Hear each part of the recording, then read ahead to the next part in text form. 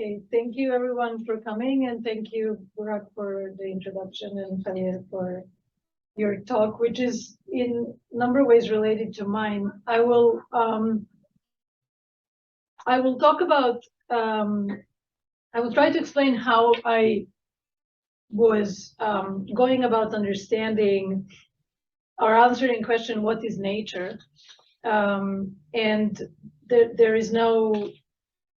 there's no simple answer. Answer is historical. What is nature? Nature is a historical set of social relations, and in particular, because I focus on US hegemony, that starts its ascendance in late 19th century, and then, to put it very simply, maybe too simply, 2 world wars were a struggle over the next world supremacy, with France and Germany being 2 very important competitors for the next world supremacy. US is on the rise, and then with the October Revolution, Soviet Union becomes one of the most important pretenders on for next world supremacy. So the rise of American hegemony starts with during the late 19th century, and so I kind of organized the paper this talk is based on around nature being a site of class struggle, and I want to just for a moment explain what that means, or why I want to focus on that, because how is nature a site of class struggle? I think a better question is, how is it not a site of class struggle? Because all of the production, all of reproduction of life takes place through labor.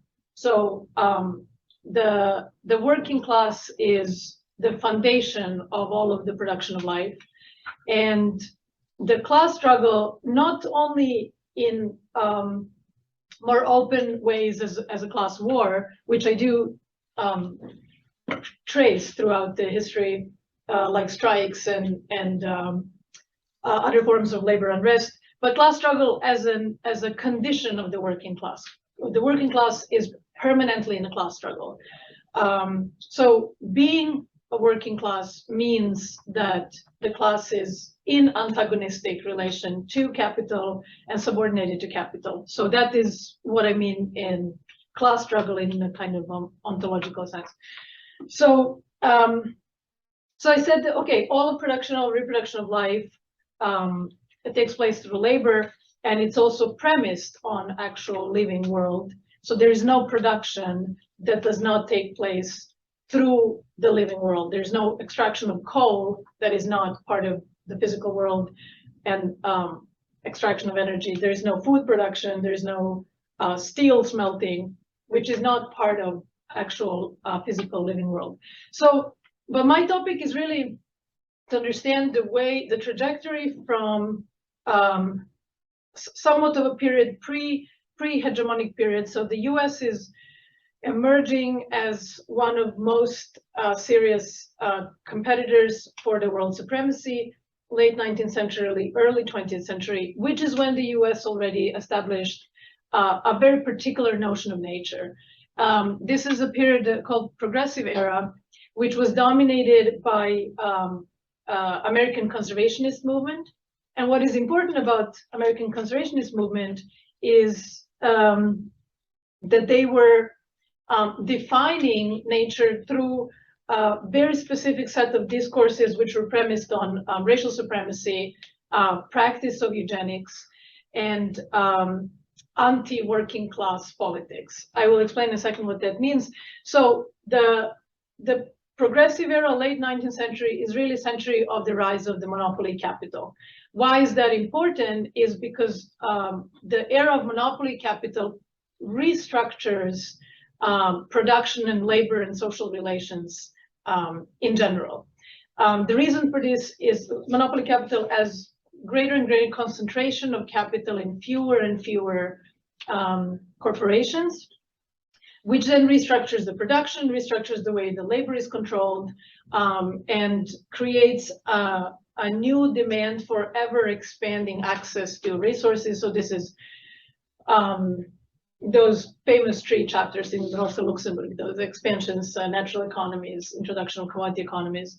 So, so monopoly capital is what is really the context for the beginning of ascendance of American supremacy, and this is the period where American elites, this is still East Coast elites because the US just became a continent, which doesn't mean there were no elites on the West Coast, but particularly the East Coast elites that were forging this new understanding of nature as a place for racial and class rejuvenation.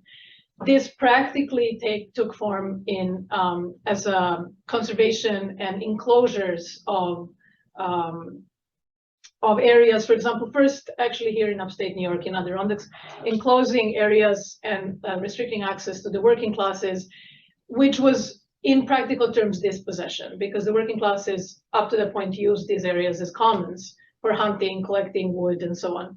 So this late 19th century, early 20th century is a period of defining nature in terms of as antithetical to the working class needs in theory, and in practice prohibiting the working classes from accessing these areas that are now seen as, and these are large scale encompassing legislations of protecting everything from upstate New York endangered species all the way to California redwoods, eagles, antelopes, and so these conservationist efforts were fundamentally anti-working class politics.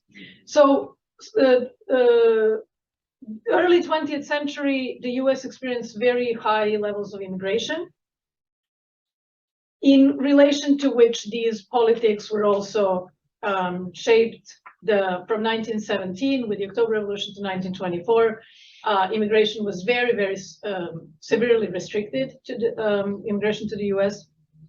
And these conservationist, eugenicist kind of compound movement, conservationist movement, was also incorporating eugenicist and racial supremacist ideas in the way they viewed nature as needed to be protected from invasion, analogous to how the master race needs to be protected from immigration and invasion of inferior races.